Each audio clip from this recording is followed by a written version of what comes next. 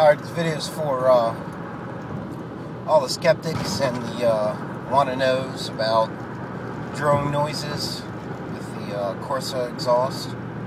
Driving my 2010 crew cab Toyota Tundra.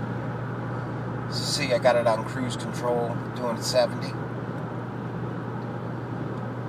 You can make your own judgment. I think it's pretty quiet. I don't think there's much drone noise at all.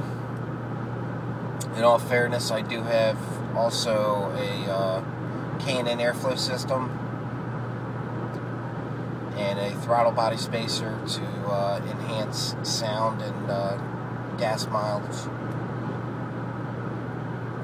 But you can have a normal conversation, listen to radio, no issues. I have no issues at all with it. Of course, if you lay into it, you'll definitely hear it.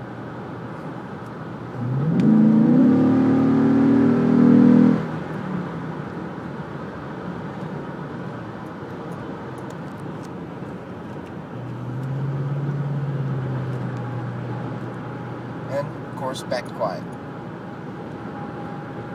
You can make your own determination, but I think it's pretty quiet for the sound quality that you get. Hope this helps.